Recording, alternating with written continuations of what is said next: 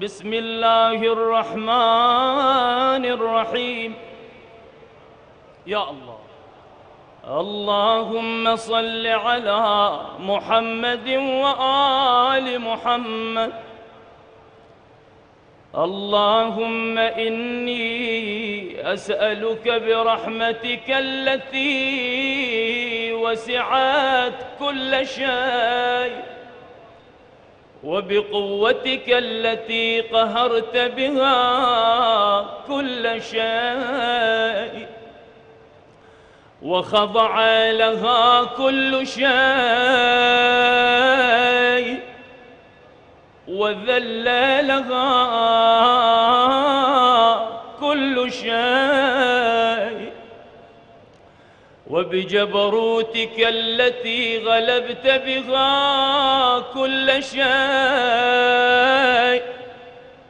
وبعزتك التي لا يقوم لها شيء، وبعظمتك التي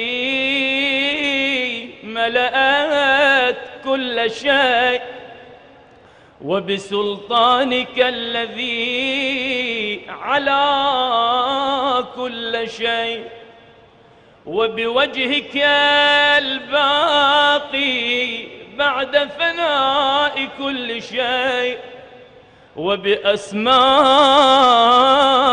التي ملأت أركان كل شيء، وبعلمك الذي أحاط بكل شيء، وبنور وجهك الذي أضاء له كل شيء، وبنور وجهك الذي أضاء له كل شيء. يا نور يا قدوس يا الله، يا نور يا قدوس يا الله، يا نور يا نور يا قدوس الله، يا نور يا قدوس يا أول الأولين ويا آخر الآخرين. اللهم اغفر لي الذنوب التي تهتك العصام. اللهم اغفر لي الذنوب التي تنزل النقام.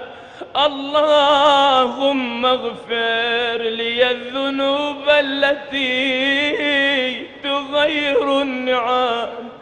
اللهم اغفر لي الذنوب التي تحبس الدعاء. اللهم اغفر لي الذنوب التي تنزل البلاء. اللهم اغفر لي كل ذنب أذنبته وكل خطيئة أخطأتها.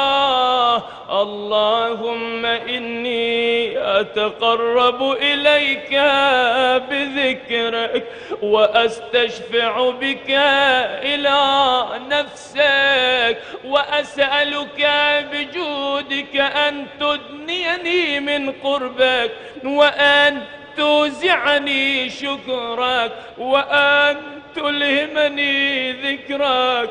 اللهم إني أسألك سؤال خاضع متذلل خاشع أن تسامحني،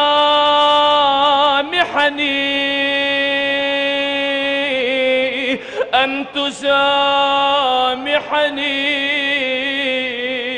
أن تسامحني،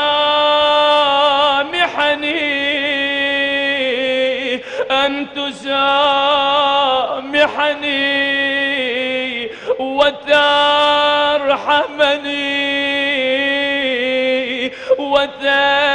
وتجعلني بقسمك راضيا قانعا وفي جميع الأحوال متواضعا.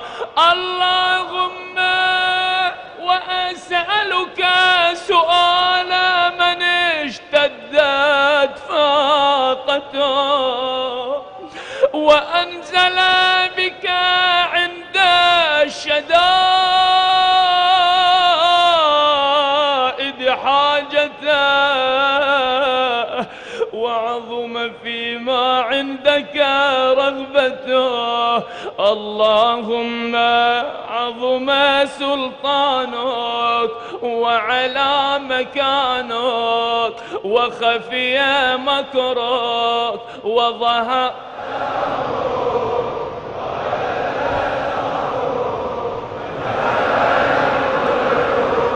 ولا يمكن الفرار من حكومتك. اللهم لا أجد لذنوبي غافرا ولا لقبائحي ساترا ولا لشيء من عمل القبيح بالحسن مبدلا غيرك. لا إله إلا أنت سبحانك وبحمدك ظلمت نفسي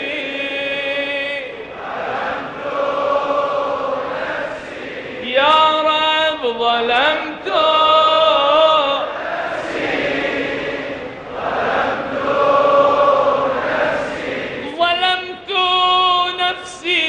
وتجرأت بجهلي وسكنت إلى قديم ذكرك لي ومنك علي.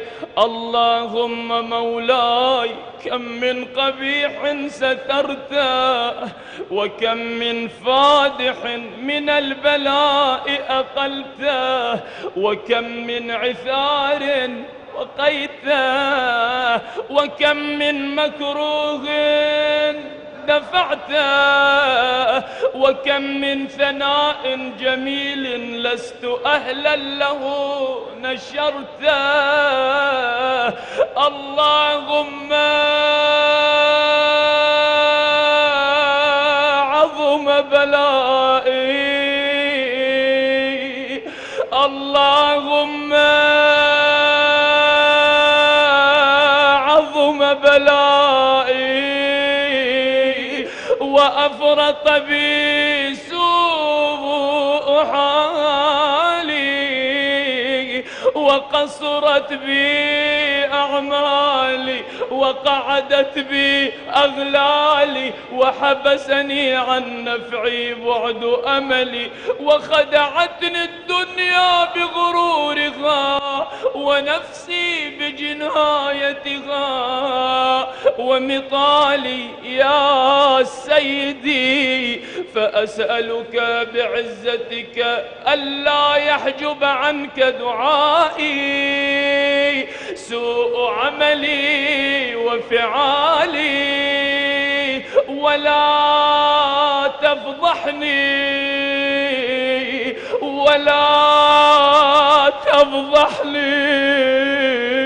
ولا تفضحني بخفي ما اطلعت عليه من سري ولا تعاجلني بالعقوبة على ما عملته في خلواتي من سوء فعلي وإساءتي ودوام تفريطي وجهالتي وكثرة شهواتي وغفلتي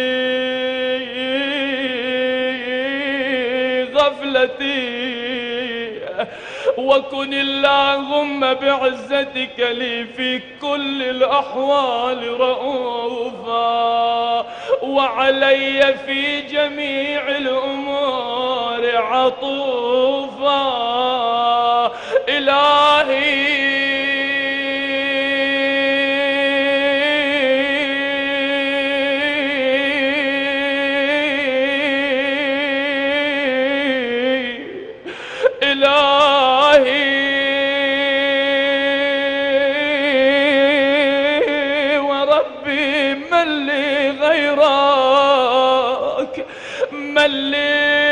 غيرك أسأله كشف الضر والنظر في أمري.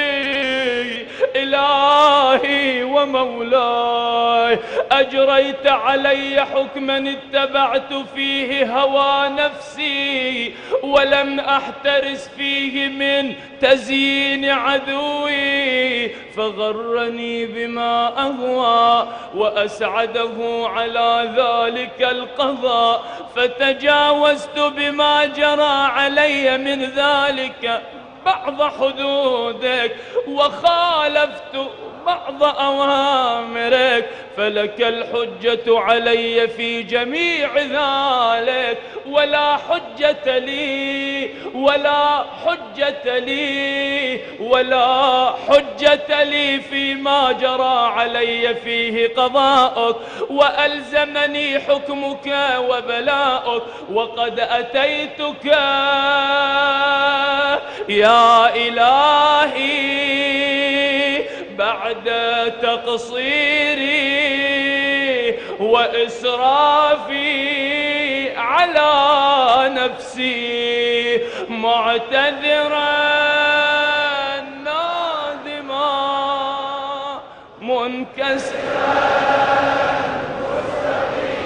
مستغفرا منيبا، مستغفرا منيبا، مقرا مذعنا معترفا، لا أجد مفرا مما كان مني ولا مفزعا أتوجه إليه في أمري غير قبولك عذري وإدخالك إياي في سعة جميعا. اللهم فاقبل عذري يا الله، اللهم بحق الحسين، اللهم يا رب،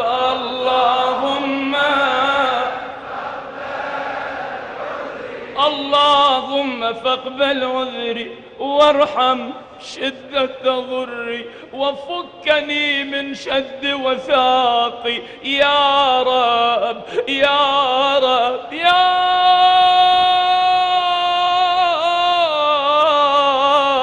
رب. ارحم ضعف بدني ورقة جلدي ودقة عظمي، يا من بدأ خلقي وذكري وتربيتي وبري وتغذيتي، هبني لابتداء كرمك وسالف برك بي. يا إلهي وسيدي وربي أتراك معذبي بنارك بعد توحيدك وبعد من طوى عليه قلبي من معرفتك ولهج به لساني من ذكرك واعتقده ضميري من حبك، وبعد صدق اعترافي ودعائي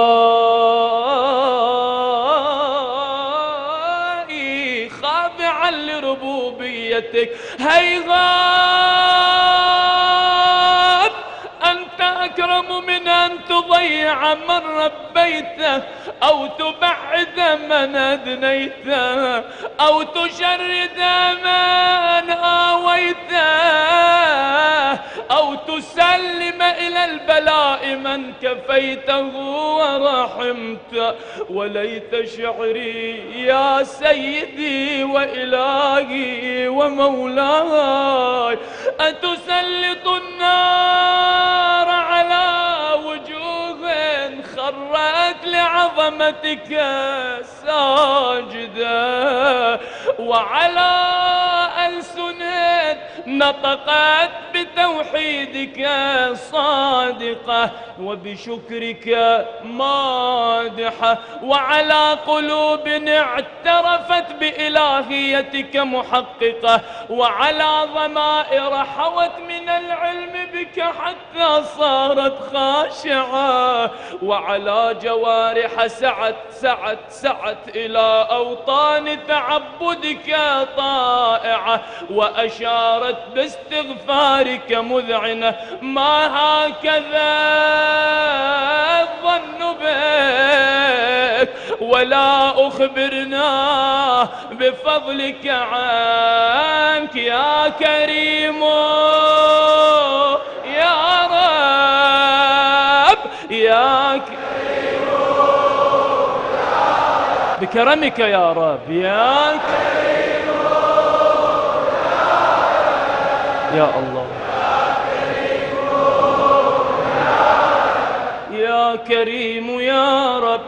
وأنت تعلم ضعفي عن قليل من بلاء الدنيا وعقوباتها وما يجري فيها من المكاره على أهلها، على أن ذلك بلاء ومكروه قليل مكثوه، يسير بقاءه، قصير مدته.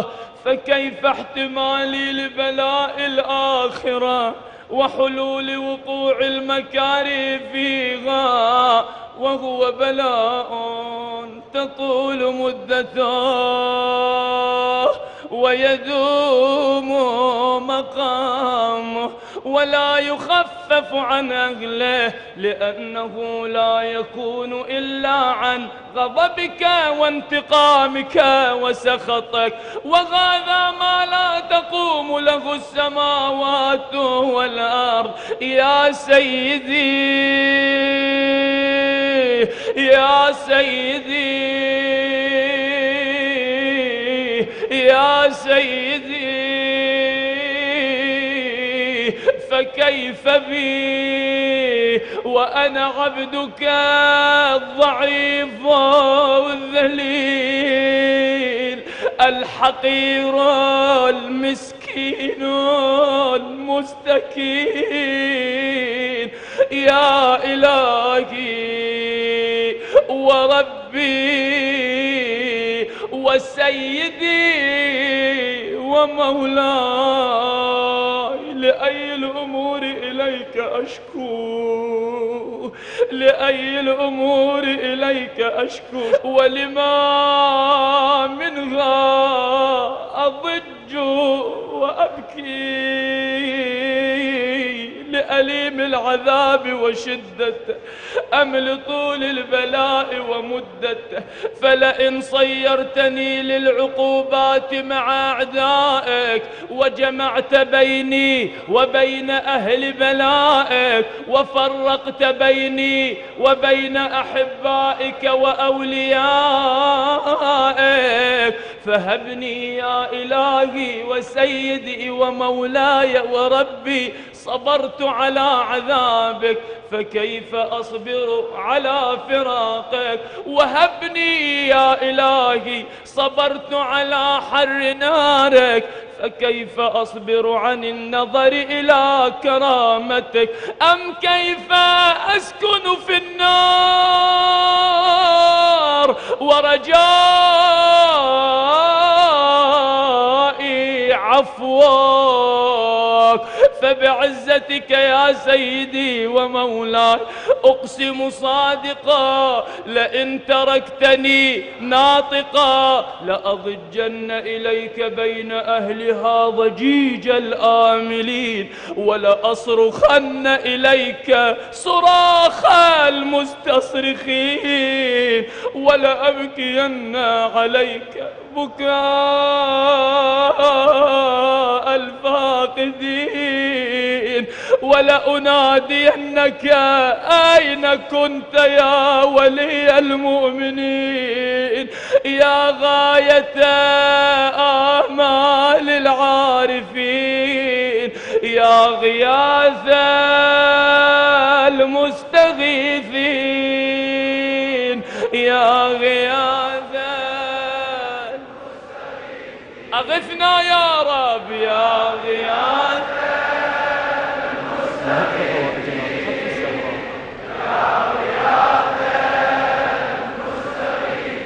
يا حبيب قلوب الصادقين ويا إله العالمين، أفتراك سبحانك يا إلهي وبحمدك تسمع فيها صوت عبد مسلم سجن فيها بمخالفته وذاق طعم عذابها بمعصيته وحبس بين أطباقها بجرمه وجريرته، وهو يضج إليك ضجيج مؤمل لرحمتك ويناديك بلسان أهل توحيدك ويتوسل إليك ويتوسل إليك ويتوسل إليك بربوبيتك يا مولاي. فكيف يبقى في العذاب وهو يرجو ما سلف من حلمك؟ أم كيف تؤلمه النار وهو يأمل فضلك ورحمتك؟ أم كيف يحرقه لهيبها وأنت تسمع صوته وترى مكانه؟ أم كيف يشتمل عليه زفيرها وأنت تعلم ضعفه؟ أم كيف يتقلقل بين أطباقها؟ أم كيف يتغلغل بين أطباقها وأنت تعلم صدقه؟ أم كيف تزجره زبانيتها وهو يناديك يا رباه؟ أم كيف يرجو فضلك في عتقه منها فتتركه فيها؟ هيهات، ما ذلك الظن بك ولا المعروف من فضلك ولا مشبه لما عاملت به الموحدين من برك وإحسانك. فباليقين أقطع لولا ما حكمت به من تعذيب جاحديك وقضيت به من إخلاد معانديك لجعلت النار كلها بردا وسلاما وما كانت لأحد فيها مقرا ولا مقاما، لكنك تقدست أسماؤك أقسمت أن تملأها من الكافرين من الجنة والناس أجمعين وأن تخلد فيها المعاندين، وأنت جل ثناؤك قلت مبتدئا وتطولت بالإنعام متكرما. أفمن كان مؤمنا كمن كان فاسقا لا يستوون. إلهي وسيدي فأسألك بالقدرة التي قدرتها وبالقضية التي حتمتها وحكمتها وغلبت من عليه أجريتها أن تهب لي في هذه الليلة وفي هذه الساعة كل جرم آمين وكل ذنب أذنبته وكل قبيح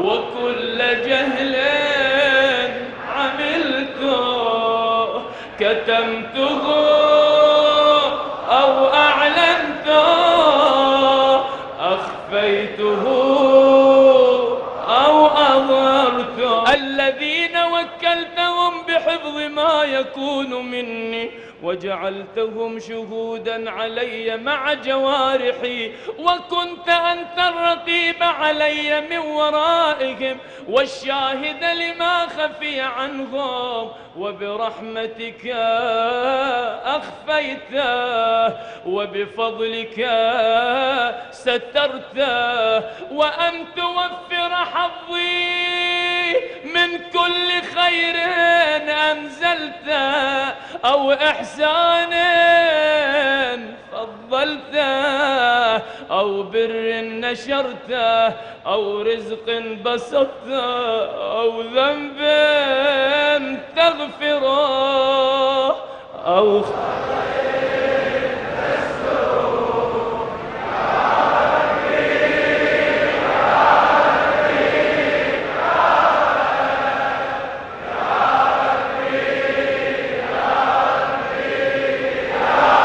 يا رب يا ربي يا ربي يا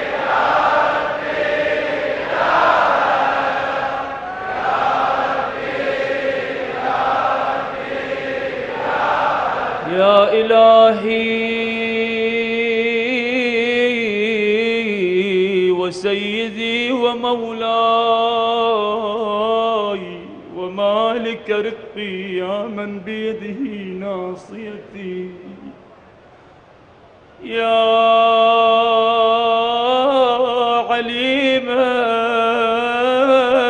بضري ومسكنتي يا عليما بضري ومسكنتي يا خبيرا بفقري وفاقتي يا ربي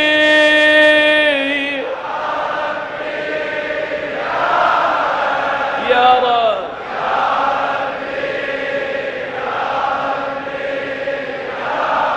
يا رب يا رب الله يقضي حوائجكم بجاه الزهراء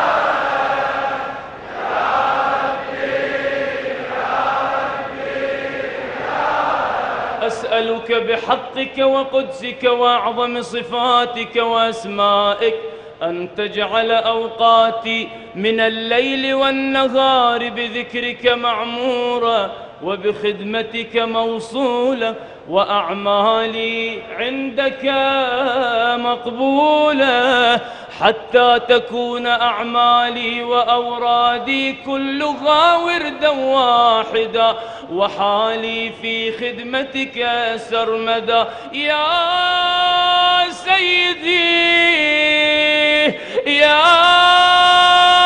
سيدي يا من عليه معولي يا من إليه شكوت أحوالي يا ربي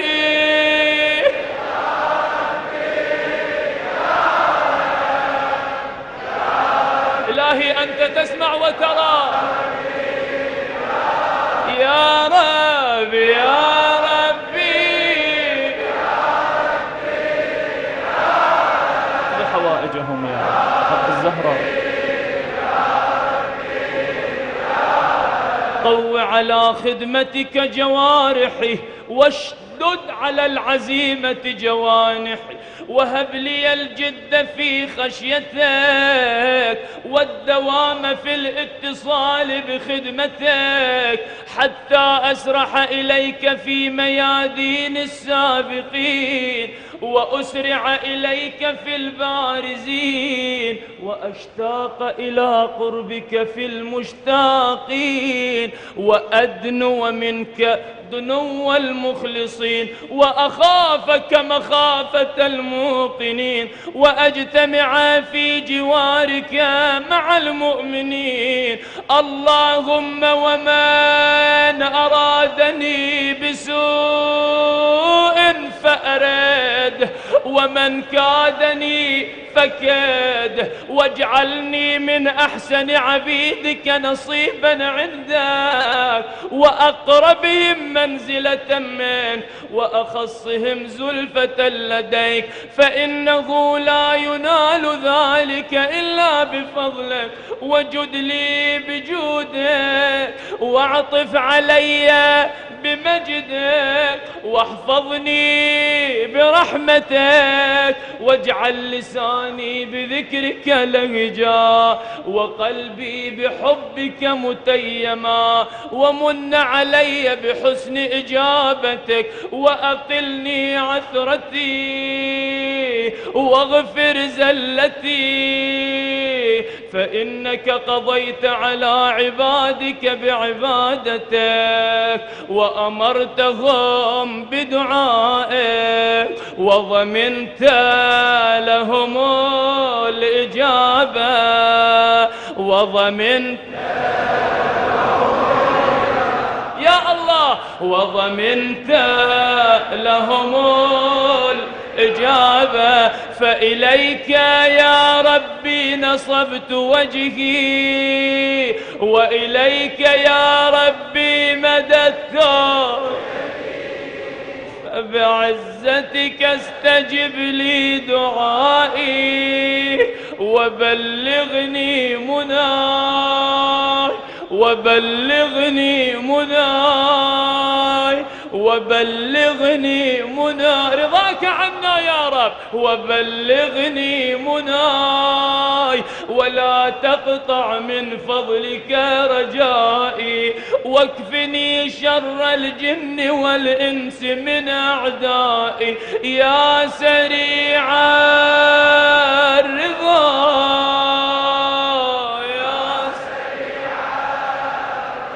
رضاك يا رب، يا سريع يا سريع اغفر اغفر لمن لا يملك اغفر لمن لا يملك،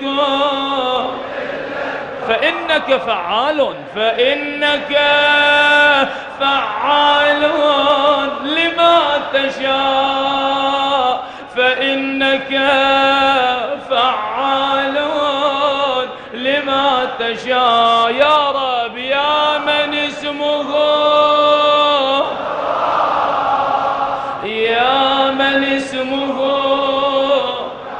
اثنين ها، وذكره شفاء، وذكره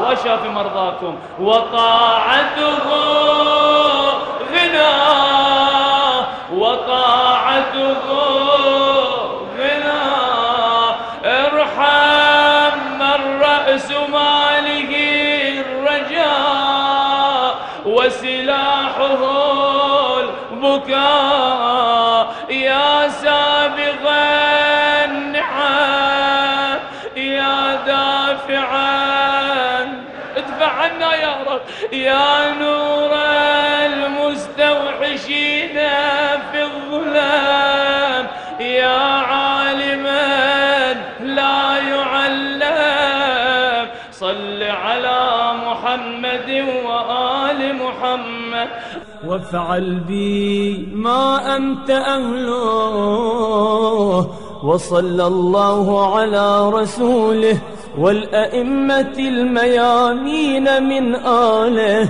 وسلم تسليما كثيرا.